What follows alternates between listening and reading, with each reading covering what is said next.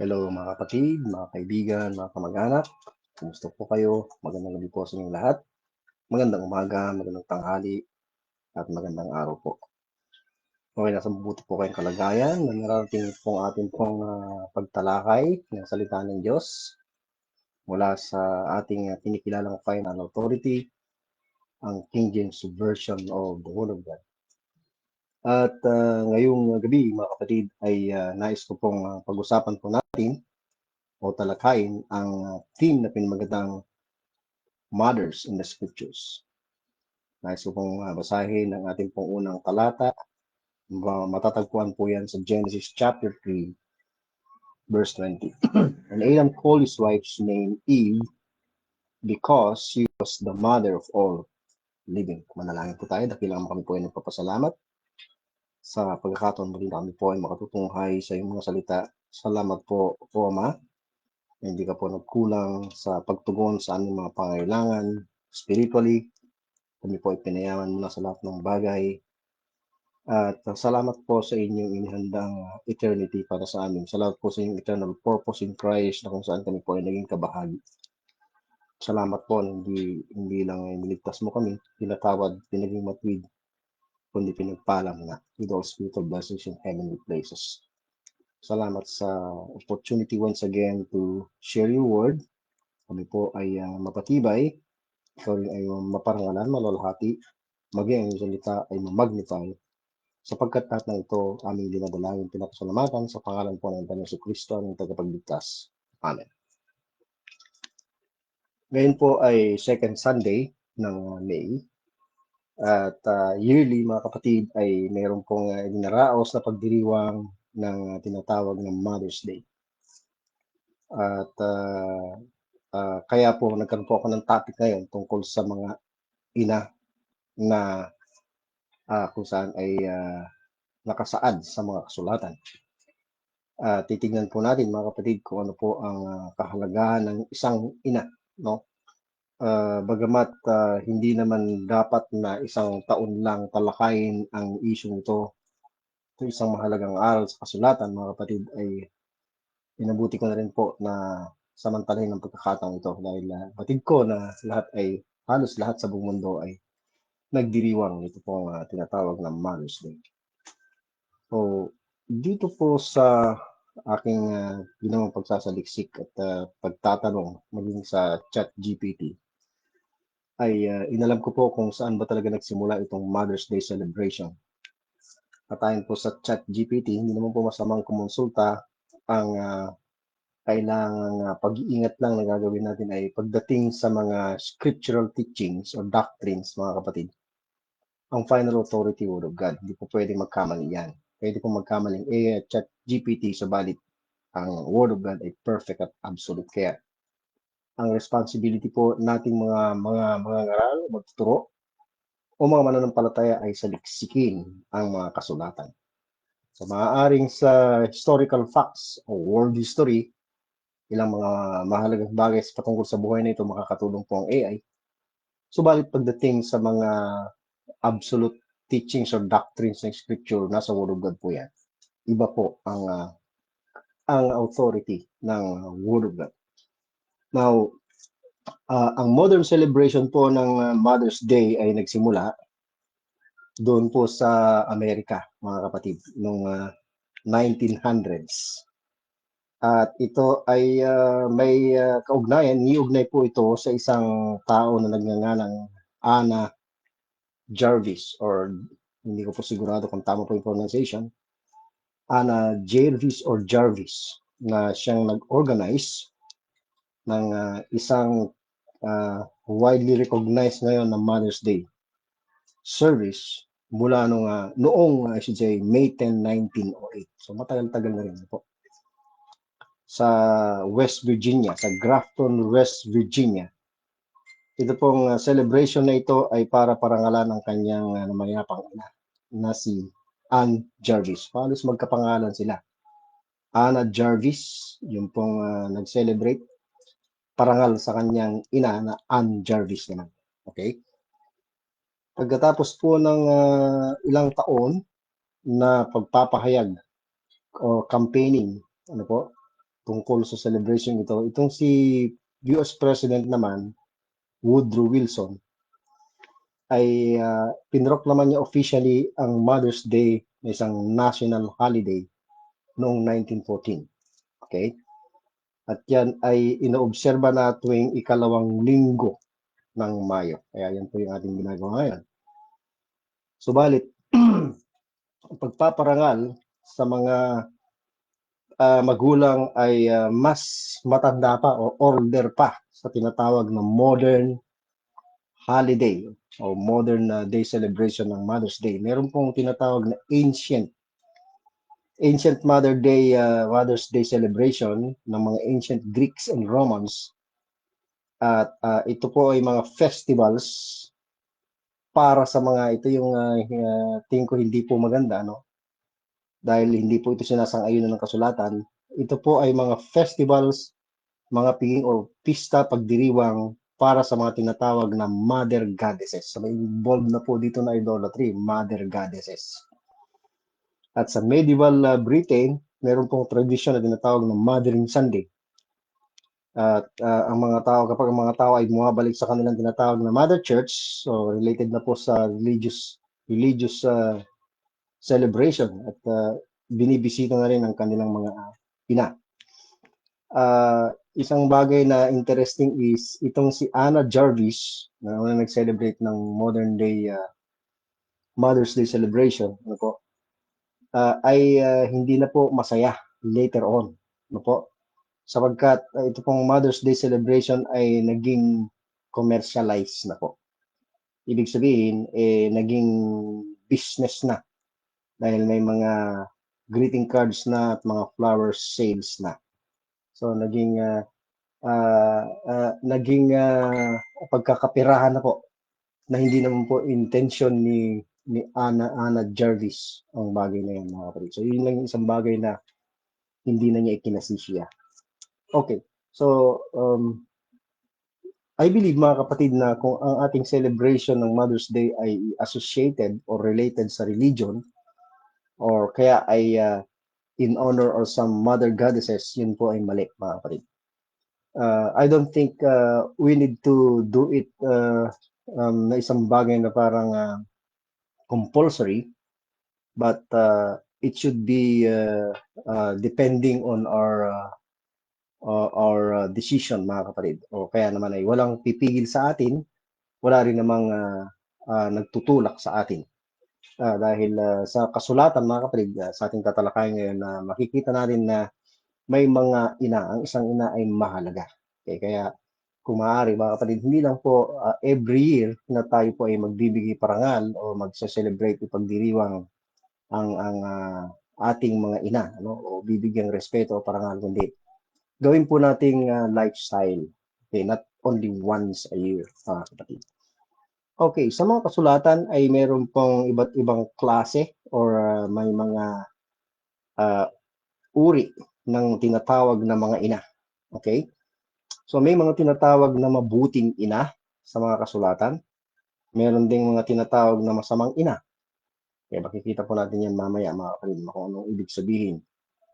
Meron pong tinatawag din na biological mothers, yung pong ina sa laman, yung mismong mga nagluwal sa atin. Okay? Nagkaroon tayo ng physical na buhay, yun ay mga tinatawag na biological mothers.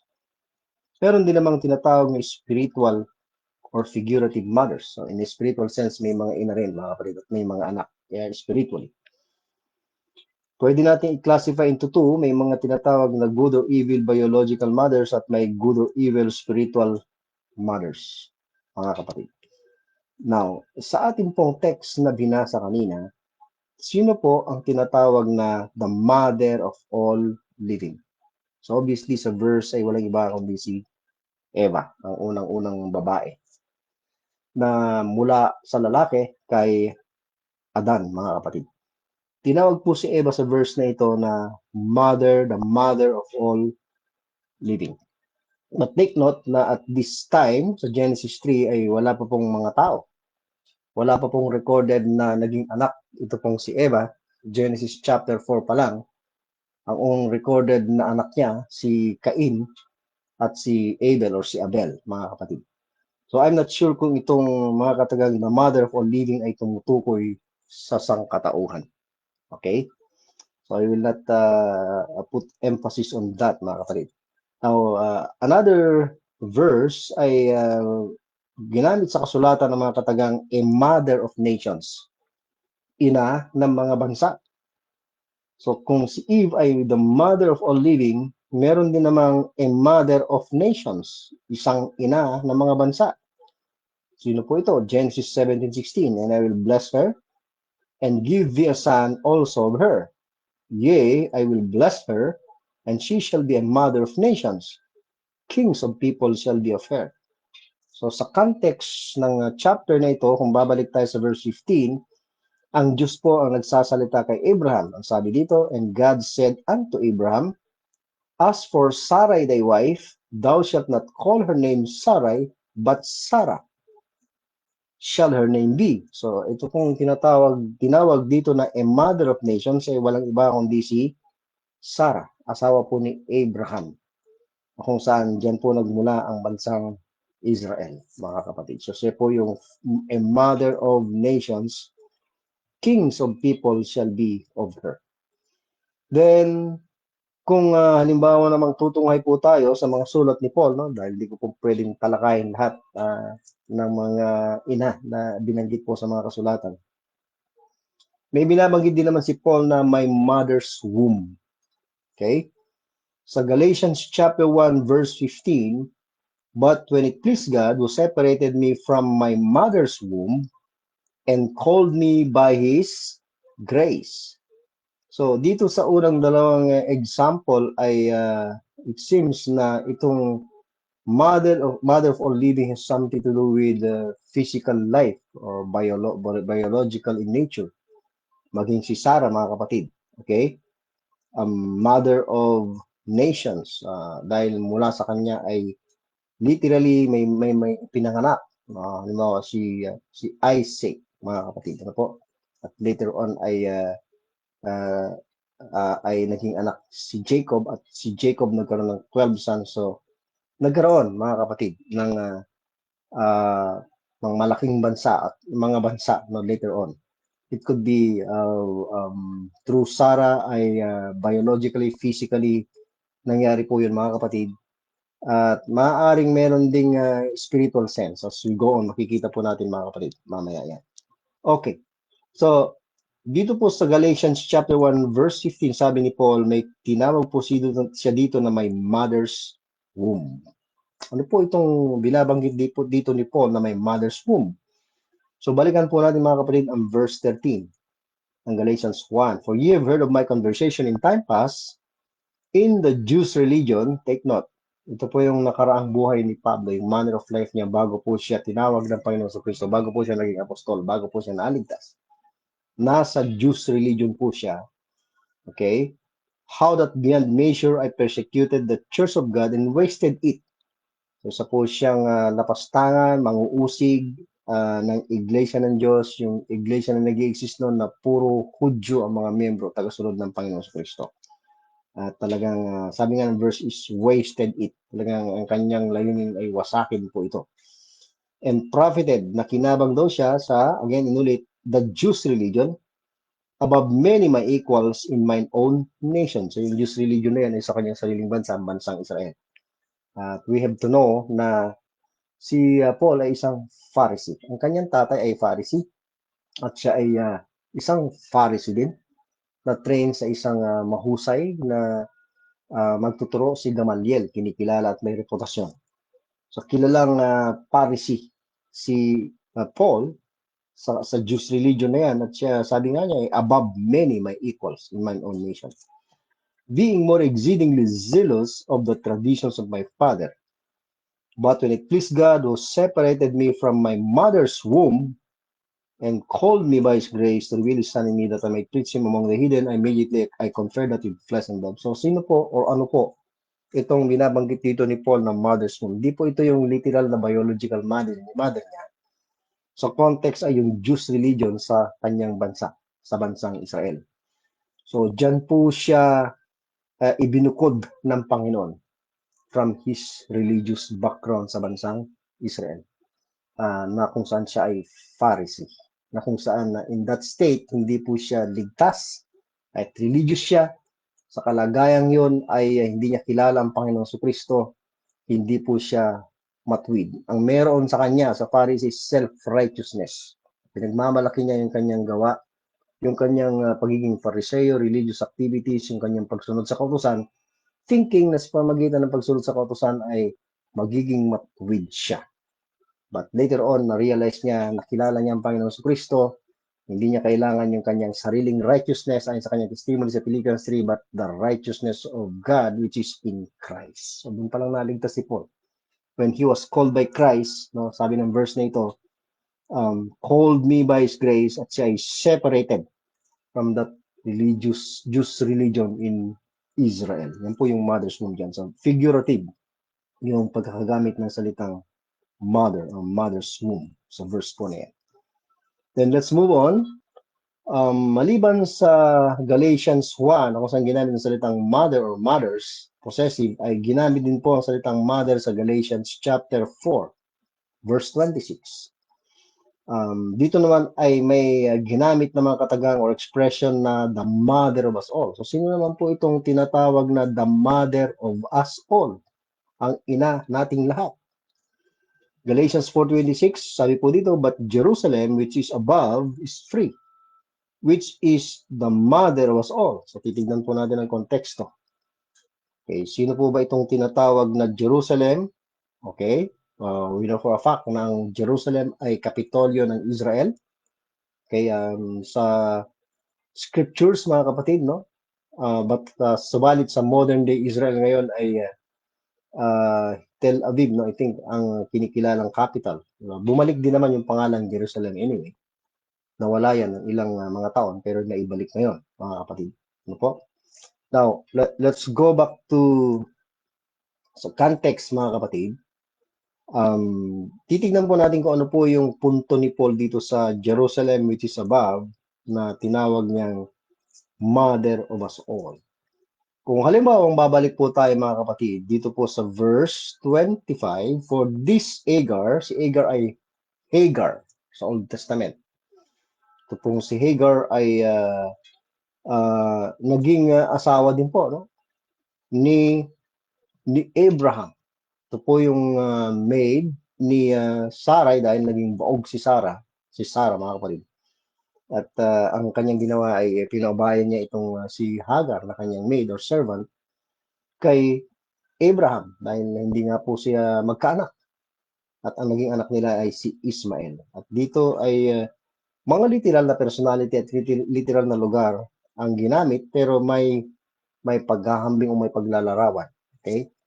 Okay, tingnan natin. For this Hagar is Mount Sinai in Arabia. Itong Mount Sinai ay sa scriptures, no, ay may malaking kaugnayan kay Moses. Doon po sa Mount Sinai tinanggap ni Moses ang mga kautusan para sa bansang Israel.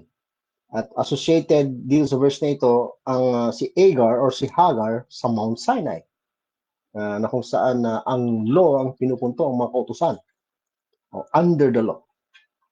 Then sabi niya, answereth to Jerusalem which now is. So itong si Hagar at yung Mount Sinai na may kinalaman sa law, at yung tinatawag na Jerusalem which now is. Ano sinusulat ni Paul ito? Existing pa ang nandyan yung Jerusalem at yan yung kapitolyo ng Israel nung sinusulat po niya ng Galatians. So tinutukoy po niya yung Jerusalem which now is yung Jerusalem dito po sa lupa. Pero meron siyang paghahambing na ginagawa. Iniuugnay niya yan kay Hagar at kay sa Mount Sinai na kung saan dyan ibinigay ang kautusan. So titignan po natin. So may paghahambing, ano? Literal na mga personality at mga lugar, pero may puntong gustong palitawin si Paul. So ang nais ko pong bigyang pansin ay yung mga katagang yan. At dito ay may binanggit na Jerusalem which is now is, pero itong Jerusalem which is now is in bondage. Okay, in relation to Hagar, no, in bondage, at saka sa law may bondage din, Mount Sinai, with their children. But Jerusalem which is above, so ito yung isang Jerusalem naman na tinutukoy is above, which is above is free. So itong Jerusalem which is above is speaking of, we will say, hindi po yung Jerusalem dito sa lupa, yung literal na Jerusalem na associated with Agar, Law, and Mount Sinai, kundi Jerusalem which is above, ang ginamit ay free, in contrast doon sa in bondage sa verse 25 tungkol sa Jerusalem which now is. Okay? Which now is. And then let's continue. So sa verse 26, yung Jerusalem na yan which is free, above which is free, ay the mother of us all. For it is written, Rejoice thou barren, thou bearest not, break forth and cry, thou that travailest not, for the desolate hath many more children than she which hath an husband. Then verse 32, 28, I should say, now we, brethren, Paul is speaking to us, no? Ano po, members ng body of Christ, as Isaac was, so si Isaac anak po ni Abraham, are the children of promise. So dito ay si Isaac naman ay related or associated siya sa Jerusalem which is above, which is free, no? Yun po ayon po sa verse 26. At siya po ay tinatawag dito na children of promise. Si Isaac ay children of promise. Gayon din po tayo ngayon mga kapatid, no po? Children of promise. Tayo ay of the free, not of the bondage, not of the law, not of Mount Sinai. So identified po tayo sa Jerusalem which is above, hindi sa Jerusalem na which now is identified sa Mount Sinai kay Agar at nasa bondage, mga kapatid. So, dito sa verse 29, but as then he that was born after the flesh persecuted him that was born after the spirit, even so it is now. So again, a comparison, dito yung born after the flesh ay associated kay Agar, Mount Sinai at sa law. Yung born after the spirit ay kay Isaac, children of promise. Ayan mga kapatid. Then sa verse 30, nevertheless, what saith the scripture, cast out the bondwoman, si Agar, okay? Sabi niya, cast out the bondwoman and her son, si Ismael, ano po, yung literal na son ni Agar, for the son of the bondwoman, so bondwoman siya, shall not be heir, hindi po siya tagapagmana, si Ismael, with the son of the free woman, na kung saan talagang pinangakuan naman, literally, kung babalik tayo, way back sa Genesis ay si Isaac, pagpapalain. Okay? So then, may application na ginamit si Paul, brethren, kausap niya mga kapatid, mga taga-Galacia, mga Gentiles, kagaya natin, we are not children of the bondwoman, but of the free. So, sino po ang pinagkukumpara dito, mga kapatid? Pinagkukumpara po dito sa Galatians ay yung law and grace.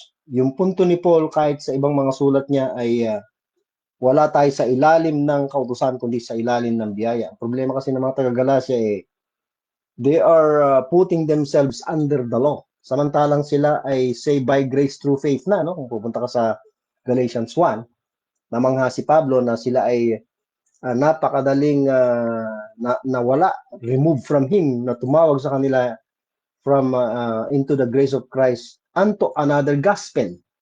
So again, another gospel dyan ay going back to the law, magpapacircumcise. So, kinokontra yung message na ibinigay kay Paul, di ba? He was separated, called me by His grace. But may revelation na new gospel, bagong gospel, or tinawag ni Paul na may gospel, revelation of Jesus Christ sa kanya. So, yung Jerusalem which is above ay, again, in a figurative sense, identified sa kalagayan natin as under grace dahil in this dispensation ang promise ng Diyos na blessing is spiritual in nature. Dito sa Galatians ang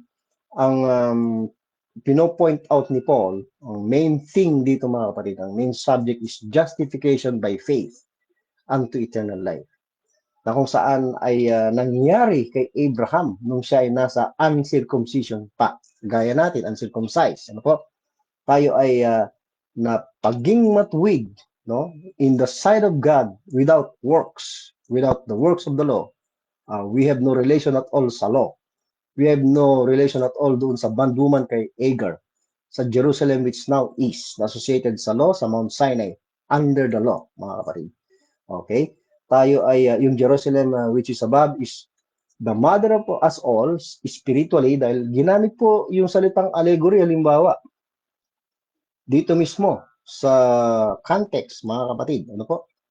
Itong ating pong binasang text, halimbawa sa verse 24, which things, sa may comparison ng free woman, bondwoman, ng si Hagar at yung kay si Sarah, mga kapatid, ano po? Sabi ng verse 24, no? Law and grace, may comparison. Jerusalem which now is, Jerusalem which is above, no? Okay, sabi niya, which things are an allegory. Okay? For there are the two covenants, for these are the two covenants, the one from Mount Sinai, associated with the law, of course, which then gendereth or which answereth to bondage, which is Agar. Okay, ano po ba ibig sabihin ng allegory, mga kapatid? Ang allegory ay isang figurative sentence or discourse in which the principal subject is described by another subject resembling it in its properties and circumstances. So, yan po ang allegory. So, yung mga katagang Jerusalem which is above, the mother of us all, ay used in allegorical sense, mga kapatid. Okay? So, yan po yung punto dyan. Susunod na mother na tatalakayin natin, no? By the way, bago po natin ipagpatuloy ito, sa pagkakataon to, inaalala ko, sa 1 Kings chapter 3 sa panahon ni Solomon ay may dalawang nilalarawang ina doon or binanggit na ina. Yung isa ay masamang ina at yung isa naman ay mabuting ina. Okay, kung nabasa po niyo yung account na yon, may dalawang ina doon na kung saan yung parehong halos nagluwal sila ng kanilang mga anak. Nauna yung isa, then sumunod yung isa at nakatira sila sa isang bahay. Subalit nadaganan nitong isang ina yung kanyang anak, no? Habang sila natutulog at namatay. Yung isa naman buhay. Pagkagising nitong nung habang natutulog yung ina, pinagpalit nung isang ina yung kanyang anak na patay doon sa anak ng isang ina na buhay. At nung magising yung ina ng may anak na buhay at para kanyang pakainin sa o pagatasin yung kanyang anak, mga kapatid, ay nakita niya hindi na yun yung anak niya at patay na. At dinala nila yung issue yun sa harap ni Solomon at sa pagkakataong yun ay hindi rin alam ni Solomon kung sino ang tunay na ina dahil parehong nag-claim. Nagkwento yung isa at sinabi niyang yung pangyayari, ipinagpalit nga yung kanyang anak na buhay sa patay na anak nung isa na kasambahay niya o kasama niya sa bahay, I should say. Kaya ang ginawa ni Solomon, humingi siya ng tabak, ng espada, at sabi niya, hatiin sa dalawa. Itong tunay na ina, dahil siyempre siya ay may pagmamahal sa kanyang anak, no? Ganun po ang ina, no? Natural na ina, ano po? Ibubuwis niya kanyang buhay o isasakripisyo niya ang kanyang sarili para sa kapanan ng kanyang anak. Pinigilan po niya na hatiin yung bata. Pero itong hindi tunay na ina, sige, hatiin para walang magmay-ari kung kaninong anak yan. So doon nalaman ni Solomon ng tunay na ina ay yung ay ipapatay yung anak. Ibigay mo na lang sa kanya, wag nang patayin. Ganun po, mga kapatid. So yun ay paglalarawan ng isang mabuting ina at isang masamang ina. Hindi po kaila, may mga ina na kagaya rin po nung dalawang ina na yan. Good and evil mothers. Mga biological mothers po yan, mga kapatid. Okay, let's continue. Dito na po tayo sa susunod. Excuse me po sandali. Dito po sa 2 Timothy ay may isang ina dito nakapuri-puri din. At sino po ba itong tao na ang kanyang ina ay pinangalan ng Eunice? Okay? 2 Timothy 1:5, when I call to remembrance the unfeigned faith that is in thee, which dwelt first in thy grandmother Lois and thy mother Eunice, and I am persuaded that in thee also. Sino ang sumulat po nito? Si Paul. Ang kausap niya ay si Timothy. So, meron pong kapuri-puri o may karangalang ina or great mother, we will say. Ito pong si Timothy. Ang pangalan ay Eunice. Okay? Hindi lang biological mother niya, itong si Eunice, naging spiritual mother in the sense na yung unfeigned faith dito or genuine faith ay naipasa sa kanyang anak. Pati yung lola ni Timothy na nagangalang Lois ay isang dakilang lola din, mga kapatid. Ina ni Eunice. Okay? So naipasa nila ang unfeigned faith at yun ay na kay Timothy. Sabi nga ni Paul meron kang unfeigned faith, no, na nanahan una sa iyong lola na si Lois at sa iyong ina na si Eunice. At ako ay persuaded na nandiyan din sa iyo yung unfeigned faith mo. So good examples ng ina. Good example ng ina itong si Eunice. So maraming ganyang ina, mga kapatid, na hindi lang sila biological mother, kundi sila na rin ang nagturo ng gospel, nag-share ng gospel sa kanilang mga anak at naging dahilan ng kaligtasan. So, nagkaroon sila ng eternal relationship, hindi lang physical relationship, temporal relationship dito sa lupa, kundi eternal relationship spiritually in Christ. Yan po yung isang kapuri-puring ina, mga kapatid.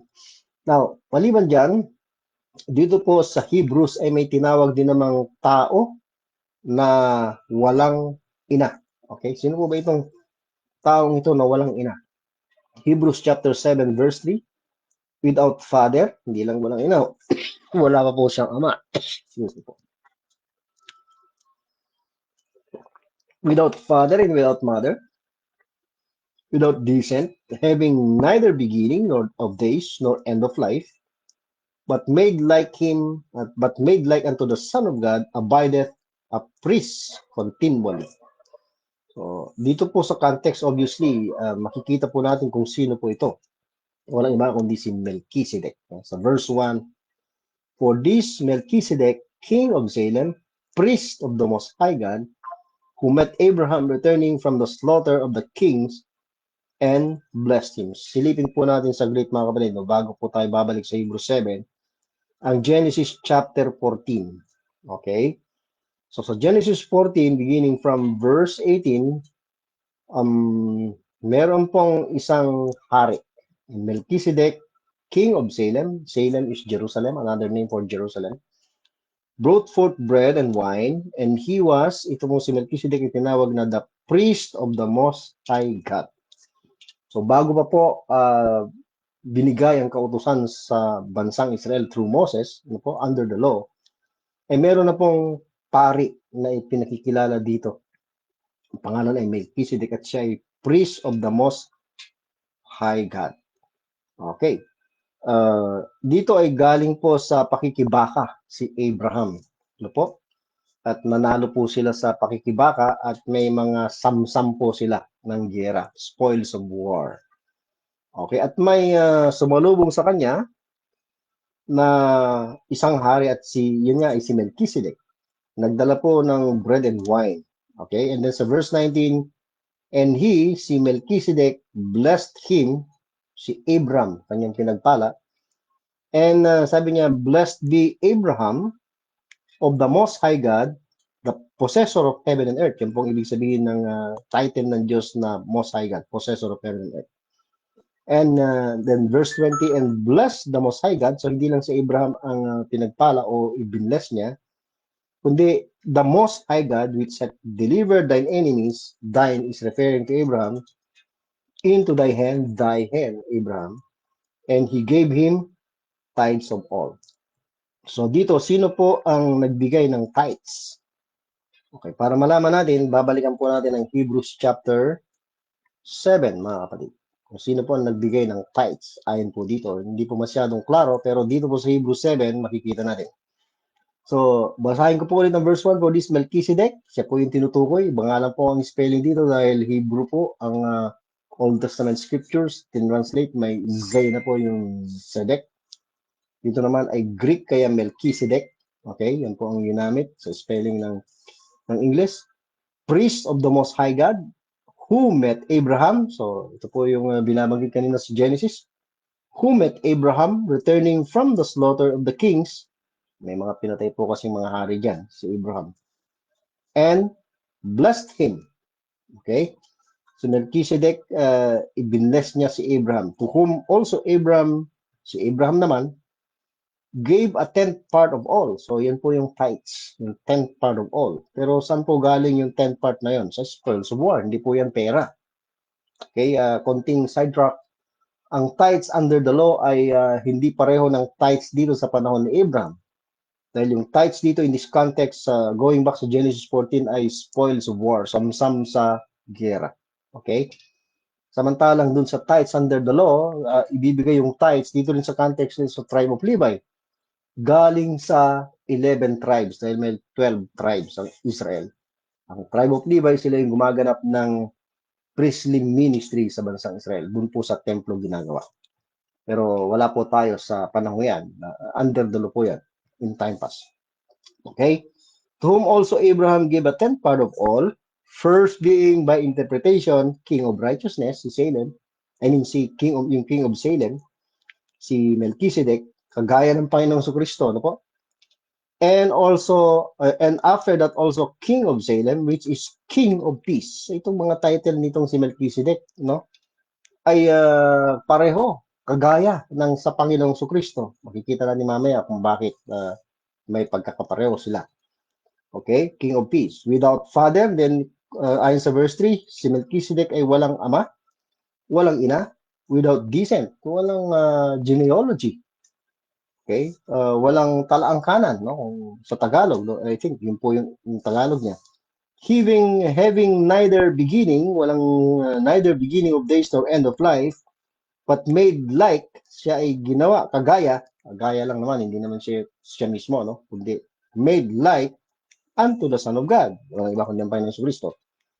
Abideth a priest continually. Nanatiling pari continually, sabi niya.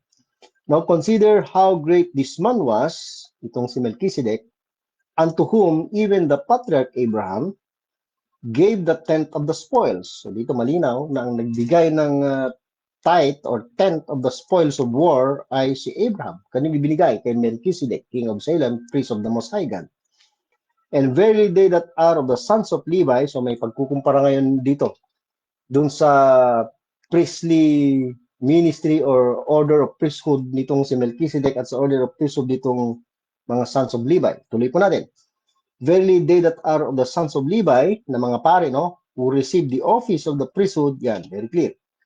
Having a commandment to take tithes of the people. So yung tithes ay may utos, no, na kukuha sila ng tithes or 10th part mula sa bansang Israel, doon sa 11 tribes. Okay, according to the law, under the law, yan po yung batas. That is of their brethren, though they came out of the loins of Abraham. But he, sino po itong he? Si Melchizedek, whose descent is not counted from them. So dito makikita natin na ang angkan ni Melchizedek ay hindi kabilang doon sa angkan ni Levi dahil unang lihamak itong si Melchizedek. Okay, so dito may pinakikita dito na pagkakaiba.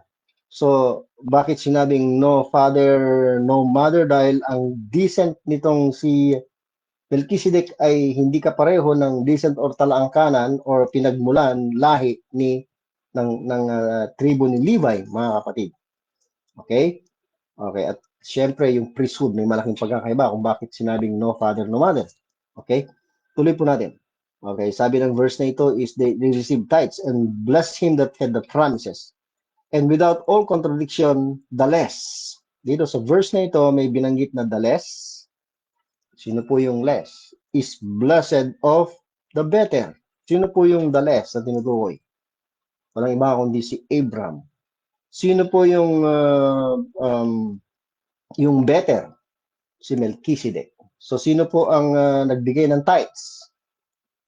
Si Abraham. Okay? Si Abraham ang nagbigay ng tithes kay Melchizedek. So ang less dito ay si Abraham at ang better dito ay si Melchizedek. May dahilan kung bakit, mga kapatid. Okay? And here men that die receive tithes. Yung tribe of Levi ang tinutukoy dyan under the law. But there he received them, tinanggap nitong si Melchizedek, okay, yung tithes mula kay Abraham, of whom it is witness that he liveth. Siya ay nabubuhay. Yan, si Melchizedek. And sabi niya, and as I may so say, Levi also, so again, may comparison ng tribe of Levi, priesthood ng Levi at ng priesthood nitong si Melchizedek, paid tithes in Abraham. Okay. Ulitin ko, as I may say, so say Levi also who received tithes paid tithes in Abraham, for he was yet in the loins of his father when Melchizedek met him. If therefore perfection were by the Levitical priesthood, so dito kinukumpara na yung Levitical priesthood sa priesthood ni Melchizedek. Dahil dito po ay ipinapaliwanag ng writer ng Hebrews kung saan nagmula ang order of priesthood ng Panginoong Kristo. Dahil ang Panginoong Kristo ay high priest, no? Dito sa mga Hebrew people na ito na kanyang sinusulatan. Okay, tuloy po natin. For if therefore perfection were by the Levitical priesthood, that means wala pong perfection sa Levitical priesthood under the law. For under it the people received the law. What further need was there that another priest should rise after the order of Melchizedek? So may another priest na dapat ay mai-raise up. Saan? After the order of Melchizedek, yung king of Salem, na binanggit sa Genesis 14. And then, and not be called, so dito may dalawang order of priesthood, order of Melchizedek, and order of Aaron mula sa tribo ng mga Levita. Okay? So, for the priesthood, verse 12, being changed, there is made of necessity a change also of the law. So, may pagpapalit ng priesthood, ang Levitical priesthood, meron ding pagpapalit ng kautusan. So, dito rin sa Hebrews, kinukumpara ang Old Testament at ang New Testament. Yung Old ay yun po yung law, pero papalitan ng New, which is better Testament or better covenant. Okay, at dyan sa New Testament or better covenant na yan, may priesthood din. Pero yung priesthood ay hindi kagaya ng sa law priesthood, Levitical priesthood, after the order of Aaron, kundi after the order of Melchizedek. Okay? Na priest of the Most High God. So, I believe na yun yung ibig sabihin ng no descent, no father, mother, dahil yung order ng priesthood ay after the order of Melchizedek ng Panginoong Kristo, yung priesthood niya ay forever, everlasting. Yun po ang punto ng no father, no mother. Not necessarily na wala talaga siyang literal na ama at ina. I believe, lahat ng tao sa mundong ito ay nagkaroon ng ama at ina, mga kapatid. Okay? Maliban sa ang Panginoong Kristo, ang kanyang talagang tatay naman ay ang Diyos Ama, hindi niya biological father si Joseph, mga kapatid. Okay, pagpatuloy po natin. Verse 14, for it is evident that our Lord sprang out of Judah. So saan nanggaling ang Panginoong Kristo? Siya na high priest after the order of Melchizedek ay nagmula sa tribe of Judah. Ang priesthood ng Levita ay from the tribe of Levi, mga kapatid. Ano po? Yung kanyang priesthood ay mula kay Melchizedek, which is forever. So kakaiba, hindi talaga pareho. Okay? Yung priesthood ng ating Panginoong Kristo. Okay? Of which tribe Moses spake nothing concerning priesthood. So, totoo. Panginoon mula sa tribe of Judah, yung kanyang pagiging hari, king of peace, king of righteousness, no? Lahat ng yan ay nasa Panginoong Kristo din. Mga kapatid, ay nandoon din yung priesthood na kung saan hindi naman binanggit ni Moses. Kundi, ang binanggit lang ni Moses ay yung mula sa tribe of Levi. Okay, so I think mga kapatid is it's enough, mga kapatid. Yung pong ating pinag-uusapan dito, kung bakit ganun ang binanggit tungkol kay Melchizedek dahil doon po nagmula yung pagiging pari ng Panginoong Kristo, which is forever, eternal. Hindi po nagmula sa order of Aaron or sa Levitical priesthood, kundi kay Melchizedek at ang Panginoon galing sa tribe of Judah. Hindi naman binanggit ni Moses na priestly tribe. Nandun magmumula ang priesthood. Okay, mga kapatid. So, dito sa verse 22, ibinanggit na ang Panginoong Kristo. By so much was Jesus, yung kanyang pagkapari ay after the order of Melchizedek. Dahil sabi niya, thou art a priest forever. Isa pang bagay. Dito po sa verse 21, bago ko makalimutan, for those priests were made without an oath, yung Levitical priesthood, after the order of Aaron under the law. Yung mga priest na yun ay without an oath. Walang naging panunumpa or oath. Pero doon sa order of Melchizedek ay may oath. Okay? But this with an oath, yung after the order of Melchizedek, yung priesthood ng Panginoon, that by him that said unto him, the Lord swear and will not repent. So sino po yung may oath? The Lord swear and will not repent. Thou art a priest forever after the order of Melchizedek. Mismo ang Panginoon. Ito yung makikita po natin sa Psalm 110 verse 4. Yan. So, babasahin ko po sa inyo ang Psalm 110 verse 4. The Lord has sworn, so yun po yung oath, ang Diyos po, may panunumpa po yung priesthood ng Panginoong Kristo, and it's the Lord who hath sworn and will not repent. Thou art a priesthood, thou art a priest, I should say, tumutukoy sa Panginoong Kristo, forever, yun, forever yung priesthood ng Panginoon, and that can't be from the order, after the order of Aaron or Levitical priesthood, kundi, sabi niya, after the order of Melchizedek. Ayan, mga kapatid. Okay, let's move on. Bago po tayo magtapos. Dito po sa Word of God, particularly sa last chapter ng book of, last book po ng Book of Revelation, I should say, last book po ng Word of God, ang Book of Revelation, ay may binanggit po dito na the mother of harlots. Surely, ito po ay hindi po magandang, mabuting ina po. Evil po ito, no? Associated with evil, associated with Satan po ito.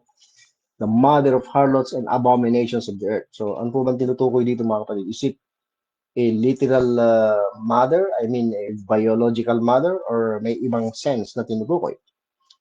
Oh, by the way, ang salitang harlot is nangangahulugang a woman who prostitutes her body for hire. A prostitute, a common woman. So, sa mga kasulatan, ang isang harlot ay yung isang babae na iniwan ang tunay na Diyos at sumamba sa mga Diyos-Diyosan. So, spiritual harlotry, we will say. No? Okay, so sa Revelation 17:5, ito po yung verse, and upon her forehead, so babae po ito, her forehead was named, written, Mystery Babylon the Great, the mother of harlots and abominations of the earth. So, dito po ay may pinakikilalang babae at ang tawag sa kanya, meron siyang pangalan sa kanyang noo, Mystery Babylon the Great, the mother of harlots and abominations of the earth. So, sino po ba itong tinutukoy na ito? Ano po bang ibig sabihin ng verse na ito? Let's read from verse 1.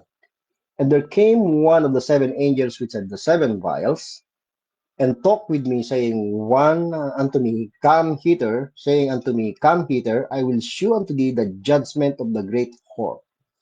So, may binabanggit po dito na the great whore. Tumutukoy pa rin yan sa binanggit po na the mother of harlots. Dakilang patutot, no?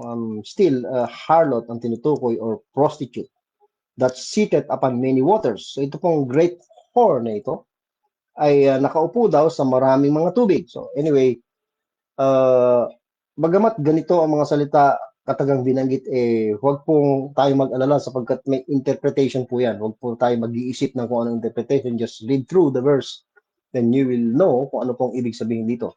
Of course, may mga symbolism pero may interpretation. Yan ang kagandahan sa scriptures. Diba?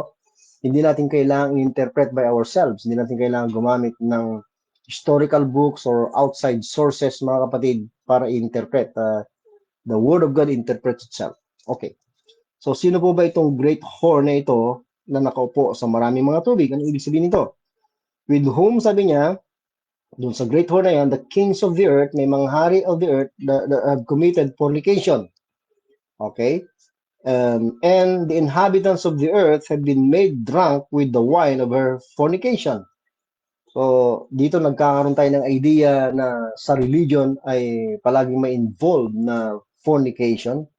Whether it be a literal fornication, meron talagang harlotry or fornication, prostitution, you will say, modern day natin, na involved literally, at pwede ring spiritual adultery or spiritual fornication, in the sense na hindi tunay na Diyos ang sinasamba, kundi mga Diyos-Diyosan, mga kapatid.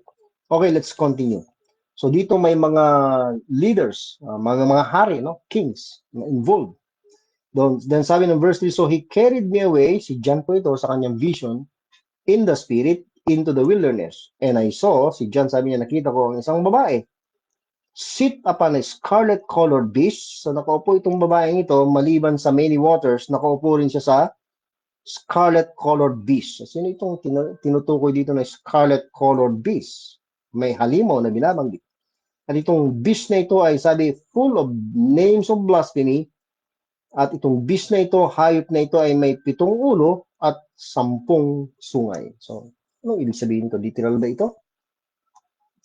Meron bang ganitong hayop, mga kapatid? Ano po? Maaaring sabihin natin na ito po ay parang sa Greek mythology lang. Ano po? Kaya sinisira ng mga critics ng Word of God ang Bible, we will say. No? Gamitin ko lang sa Bible dahil puno daw ito ng mga myths or parang batay sa Greek mythology yung kanilang mga ipinipicture. Well, I believe na mas nauna ang Word of God na dihamak, ni-reveal ng Diyos ito. Kinuha lang ito ng mga nasa mythology, wikha, at inassociate dito, ginamit naman ito na issue para siraan ang salita ng Diyos, mga kapatid. Okay, tuloy po natin. And the woman was arrayed, nadadamtan po ng purple or somewhat violet and scarlet color, which is reddish and decked with gold. Siya po ay decked with gold and precious stones and pearls, having a golden cup in her hand, full of abominations, puno ng mga kasuklaman at karumihan ng kanyang pangangalunya. Ayan. So, again, as I've said, may involved dito na fornication, pwedeng literal fornication, meron talagang nangyayaring fornication, relationship ng women at men. Sa religion may ganyan, ano po? At posibleng ito ay may kaugnayan din sa spiritual na bagay, mga kapatid. Okay? Let's continue. And upon her forehead, dun sa woman, okay, ito na yung binasa ko nina, was a name written, Mystery. So meron po siyang pangalan, itong woman na ito, itong great whore na ito, Mystery Babylon the Great. Now, saan po ba natin unang narinig o nakilala ang pangalang Babylon way back sa Old Testament? Ito po yung unang kingdom na sumakop po sa bansang Israel. Si Nebuchadnezzar, ang hari, mga kapatid, na siyang sumakop sa Israel at nagdala ng mga bihag dinala sa Babylon, modern day Iraq. At doon sa Babylon na yon, mga kapatid, no, ay kung babasahin po natin ang Daniel, ay lumika si Nebuchadnezzar ng isang golden image. At doon sa image na yon, malaking image na yon, ay sa golden image na yon ay ipinasasamba yan sa buong kanyang kaharian. Hindi sasamba, mga kapatid, no, may decree na kailangan sumamba sila, at yung hindi sasamba ay itatapon sa furnace of fire, kaya sa pugon. At dito nga ay yung mga inggit o mga kritiko ng mga pantas na galing sa Israel, ano po, na bihag dinala sa Babylon, si Shadrach, Meshach, Abednego, ay nasupungang hindi sumamba sa oras na sila ay pinasasamba. Hindi po nila tinalikuran ang Diyos, no, ang tunay na Diyos, sinamba nila. Tinatawag sila ni Nebuchadnezzar, galit na galit, at ipinaalala sa kanila yung decree at kung ano yung parusa. Nanindigan tong tatlong ito na sila ay hindi sasamba sa image na yon, kundi sa tunay na Diyos. Kung sila ay mamatay, okay lang sa kanila. Kung sila mabuhay, kapupuri ng Diyos. So, sa madaling salita, ay sa galit ni Nebuchadnezzar ay pinainit ng grabe yung pugo na kapagtatakuran. At itinapon na nga, binigkis pa o kaya ginapos itong tatlo. Yung mga naghagis ay nauna pang namatay kaysa dun sa tatlo. Okay? At habang sila ay nasa pugon na, mga kapatid, ay nakita ni Nebuchadnezzar na naging 4 yung tatlo. Shadrach, Meshach, Abednego ay may kasama. At tinawag doon sa chapter na yon na ang nakita ay the Son of God. So hindi man lang naging amoy usok, no? Hindi man lang nasunog yung kanilang mga damit. Bagamat nakawala sila sa kanilang pagkakagapos, sila ay buhay at lumabas mula doon sa furnace of fire, furnace. At mula noon ay si Nebuchadnezzar nag-decree naman na kailangan sambahin na Diyos ay ang Diyos ni Shadrach, Meshach at Abednego. So yung Babylon associated with idolatries. Kingdom of the Antichrist, no? Dahil itong verse nating binabasa, may kaugnayan sa Kingdom of the Antichrist in the future. So, tinatawag na 70th week of Daniel's prophecy. So, ito pong Mystery Babylon the Great ay ito po yung religion of the Antichrist, mga kapatid. Diyan po sa religion na yan ay walang ibang sasambahin kundi si Antichrist lang. Siyempre, ang nagbigay ng kapangyarihan dyan kay Antichrist ay si Satan. No? Marami yan sa Book of Revelation. Sa mga sulat ni Paul, tinalakay din po niyan. Dineclare ng Antichrist ang kanyang sarili na Diyos. Doon po sa 2 Thessalonians 2, tinalakay po niya yan. At po sa templo at magpapasamba sa Revelation ay lahat ng sasamba ay may tatak na 666, yung hindi sasamba o mapapatatak ay mamamatay. Maraming mamamatay dyan ng mga Hudyo, mga kapatid, mga saints, mga martyr, mga kapatid. Okay, tuloy po natin. And I saw the woman drunken with the blood of the saints. Ayan, yung mga papatayin talaga. Yung woman na yan ay nakaupo upon many waters, makikita natin mamaya, at nakaupo upon the beast, si Antichrist. Ano po? Then sabi niya, and with the blood of the martyrs of Jesus, when I saw her, I wondered with great admiration. And the verse 7, and the angel said unto me, wherefore didst thou marvel? I will tell thee the mystery of the woman. Ayan, ito yung sinasabi ko pong interpretation. Yung mystery is something that was kept secret or secret but made known. So dito, made known po yung mystery na yan. And of the beast, yung woman na nagbubuhat at yung beast na nagbubuhat sa woman that carrieth hair, which had the 7 horns, yung beast na yan ay may 7 heads at 10 horns. The beast that thou sawest was and is not, and shall ascend out of the bottomless pit and go into perdition. And they that dwell on the earth shall wonder, whose names were not written in the book of life from the foundation of the world, when they behold the beast that was and is not and yet is. Ang tinutukoy po dito na beast ay walang bago sa Antichrist. Clear description po. Marami po itong references dito sa book of Revelation. Kahit si Paul, tinawag po niya yung man of sin na yan na the son of perdition sa 2 Thessalonians chapter 2. At dito ginamit po yung salitang perdition dito po sa ating pong binasa, mga kapatid. So, malinaw na yung beast dito na tinutukoy ay walang iba kundi si Antichrist. At ang mga hahanga sa kanya, sasamba sa kanya ay yung mga hindi nakasulat ang kanilang mga pangalan sa Book of Life from the foundation of the world. Then verse number 9, sabi po dito, and here is the mind which hath wisdom, the 7 heads, ito na po, interpret na, the 7 heads po ng beast are 7 mountains, 7 mga bundok, of which the woman sitteth. Yung woman, yung nasa forehead niya yung Mystery Babylon the Great, mother of harlots and abominations of the earth. Okay? And then, sa verse 10, by the way, ang mountain sa scriptures na wala po tayong panahon para basahin, kung naalala po niyo sa ating pagtalakay, ay tumutukoy sa kaharian. So may kaharian. Okay? Anyway, dito binanggit din yan. And there are 7 kings. Okay? So 7 mountains na yan, there are 7 kings, 5 are fallen, and one is, and the other is not yet to come, and the other is not yet come, and when he cometh, he must continue a short space. Tumutukoy yan kay Antichrist. And the beast that was and is not, even he is the 8th, si Antichrist pa rin po yan, and is of the 7, goeth into perdition. So very clear, si Antichrist yan. And the 10 horns which thou sawest are 10 kings. So yung 10 horns ng beast ay 10 hari, mga kapatid. Pero sabi ng verse, which have received no kingdom as yet. But, nandiyan po yung salitang kingdom, 7 mountains. But receive power as kings over, as kings 1 hour with the beast. Very short period lang. Then these have one mind and shall give their power and strength unto the beast. So, confederate with the beast ito. Kakampi ng beast. Then shall make war with the Lamb. Ang Lamb dito, walang bang ng Panginoong Kristo, makikibaka sila sa Panginoong Kristo, and shall overcome them. Siyempre, doon na po ito sa after the 70th week na po. For he is Lord of Lords and King of Kings. Madadaig talaga sila dahil ang Panginoong Kristo ang kalaban, Lord of Lords and King of Kings. And they that are with him are called and chosen and faithful. And he saith unto me, the waters, ito na po, yung great whore ay sit upon many waters maliban sa siya nakaupo sa beast, si Antichrist.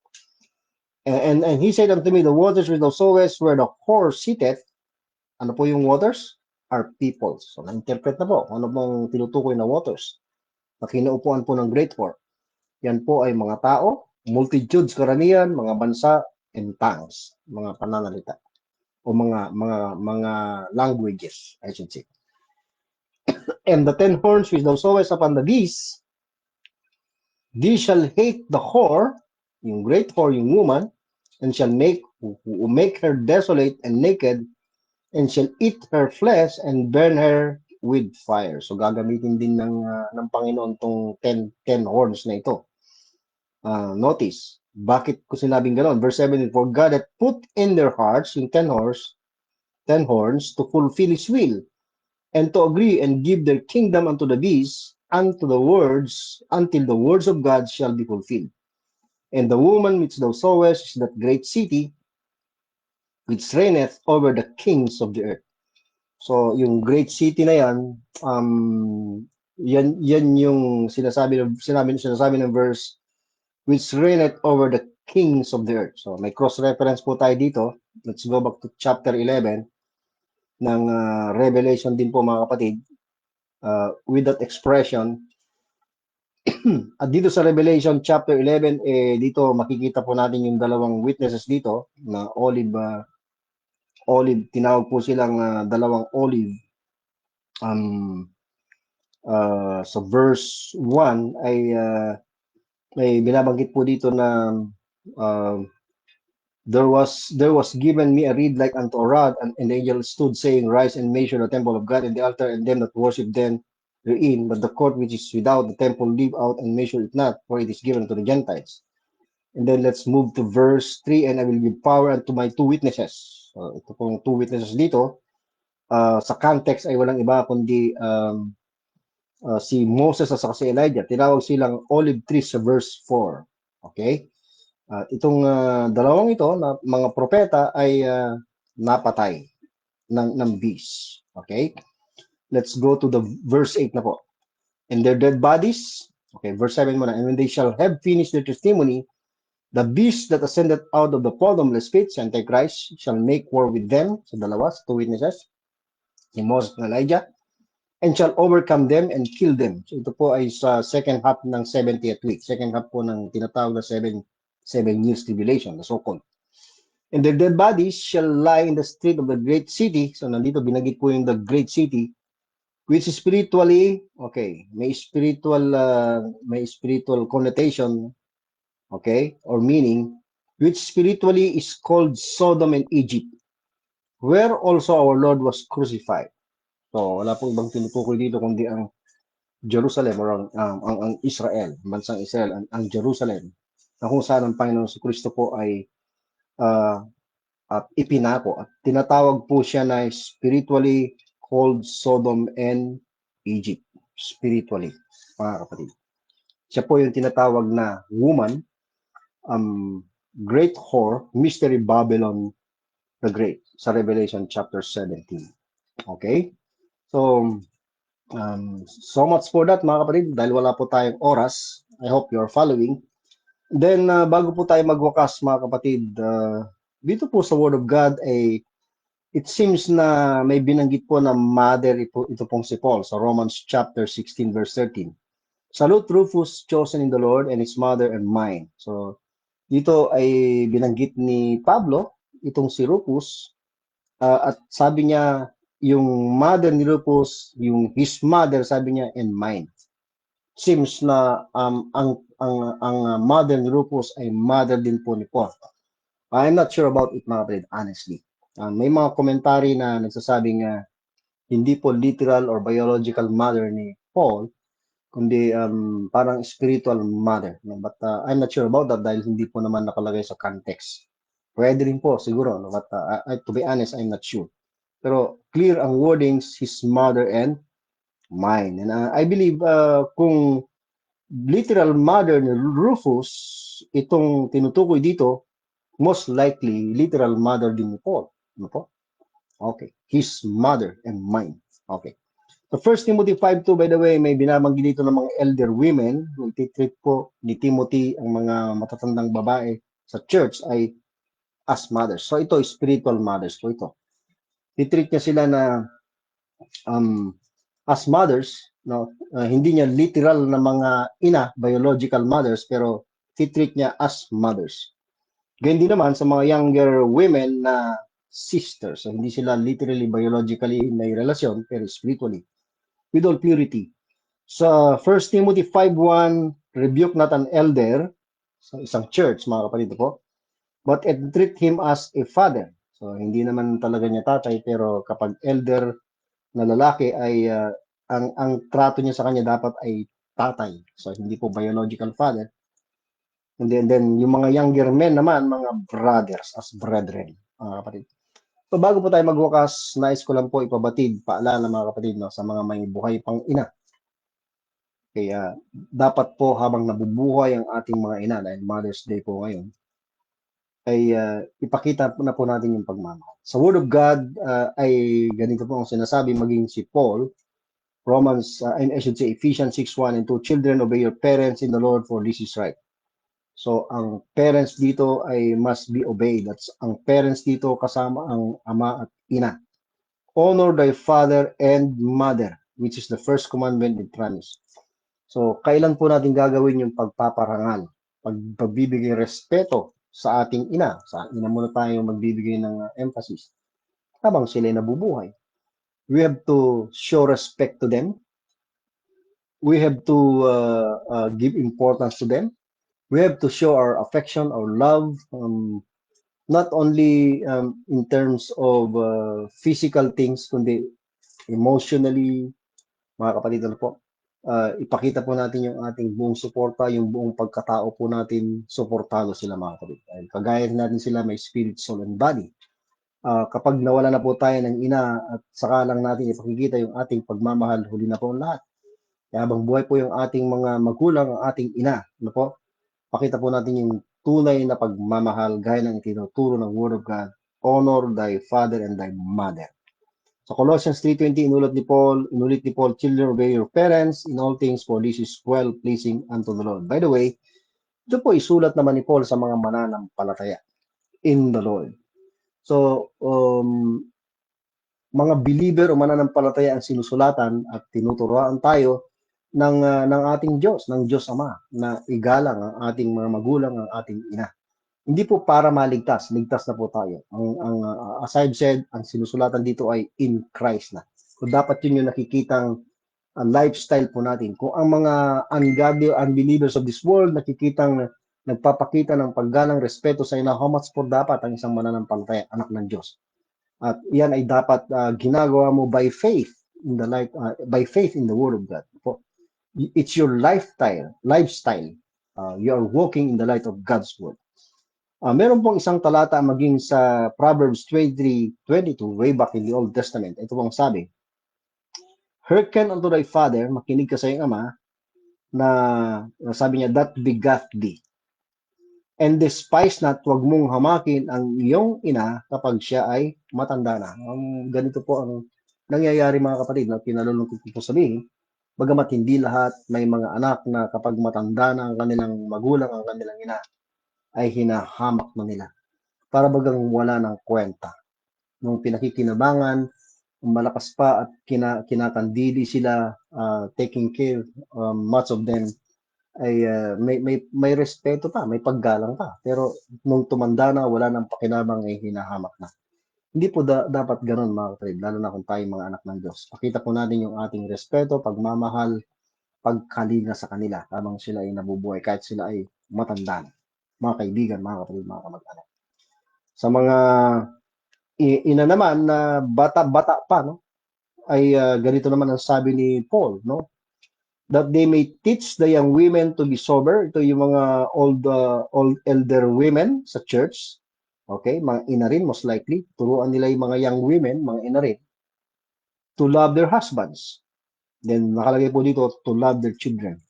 So ang role ng isang ina, particularly mga young mothers po ito, mahalin ang kanilang mga anak. No, gagawin nila ito by faith dahil yan ang nakalagay sa Word of God.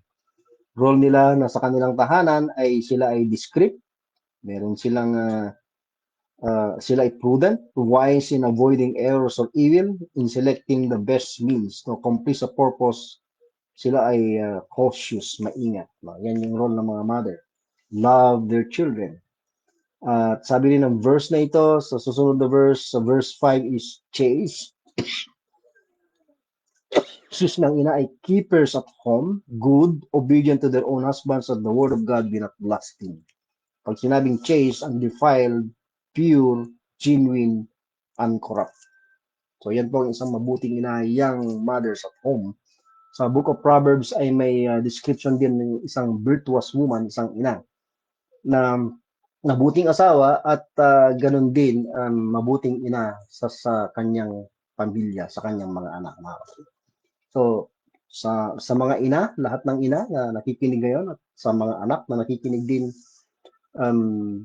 Happy Mother's Day at sa mga anak, igalang po natin ang ating mga magulang. Hindi lang tuwing second week or second Sunday ng May, kundi everyday lifestyle po natin. Pakita natin yung pagmamahal, lalo na kung ikaw ay anak ng Diyos. Ibigan kapatid, kamag-anak, hindi ka patyak sa iyong kaligtasan. Hindi pa huli ang lahat, ang Panginoong Kristo, 2,000 taon halos na nakararaan ay nagbuwis ng kanyang buhay para sa para sa akin. I cannot help you to be saved. I am not the right person, o hindi ako, kahit sabihin natin pastor, makakatulong sa iyo. What can I give you is just to preach the word. Ang may ipapayo ko lang is maniwala sa salita ng Diyos. Sa Word of God, malinaw na ang Savior natin walang iba kundi ang ating Panginoong Kristo. Siya ang dakilang tagapagligtas na nagbuwis ng kanyang buhay, nagpadanak ng kanyang dugo upang sagipin tayo sa kasalanan, sa parusang dulot nito, kaibigan, kapatid, kamag-anak. Don't trust your religion, your works. Don't trust your philosophy. Don't trust your education, your riches. Wala kang ibang pagkakatiwalaan na. Don't ever trust me also, kundi ang Panginoong Kristo. He's the only Savior who gave Himself for you, sacrificed Himself for you when He died on the cross, shed His blood. And remember, our Savior, tama, namatay siya, pero bumangon mula sa mga patay. Sapagkat napagtagumpayan po niya, tagumpay po yung kanyang pag-aalay na ginawa para sa kasalanan. Yung kamatayan ay dinudulot ng kasalanan ay napagbayaran. Kaya walang dahilan na hindi siya babangon mula sa mga patay. Hindi siya pwedeng pigilin ng kamatayan. Kaya kung ikaw ay sumampalataya sa Panginoon Kristo, balang araw, pagdating na babalik siya, kung tayo man ay wala na, kahit 1,000 taon na lang tayo nakalibing, tayo mabubuhay na maguli, you will be having glorified bodies, kagaya ng ating Panginoon Kristo. Pananahan ng walang hanggan sa sangkalangitan. Ikaw naman ay anak na ng Diyos, huwag kang tumigil sa pagsasaliksik, pag-aaral ng katotohanan, pagtuklas sa mga aral ng kasulatan upang magamit ng Panginoon ang iyong buhay, upang makapagbahagi ka rin ng kaligtasan sa mga hindi pa naligtas. Sayang ang aking buhay, kaibigan, kapatid, kamag-anak, kung hindi magagamit ng Panginoon para sa katwiran. Hindi na po tayo alipin ng kasalanan at alipin na po tayo ng katwiran. At meron po tayong kinikilalang authority, Word of God, yung lifestyle, pamumuhay po natin ay dapat nakabatay sa salita ng Diyos. Dahil ang purpose niya para sa mga naligtas ay gamitin niya para sa kanyang kalwatian, para sa kanyang karangalan. Maraming salamat po sa inyong matyagang pakikinig at nawa ay huwag po tayo magsasawa, makipag-aral, magsaliksik at magpagamit ng ating buhay sa Panginoon. Tayo po ay manalangin, dakilang kami po ay nagpapasalamat. Muli nagkaroon po kami ng pagkakataon upang tumuhay sa inyong salita. Maraming salamat sa aral ng inyong kasulatan tungkol sa kahalagahan ng isang ina, pagmamahal, pagmamalasakit, pagpaparangal sa isang ina. Nawa ay makita po sa amin to bilang iyong mga anak. Kami kakitanan ng liwanag na nanggagaling sa katotohanan ng iyong salita. Ito pong lahat aming dinadalangin pinapasalamatan sa pangalan po ng Panginoon Kristo namin tagapagligtas. Amen. Maraming salamat. Magandang gabi, magandang araw sa inyo lahat. Hanggang sa muli. Grace and peace to us all in Christ.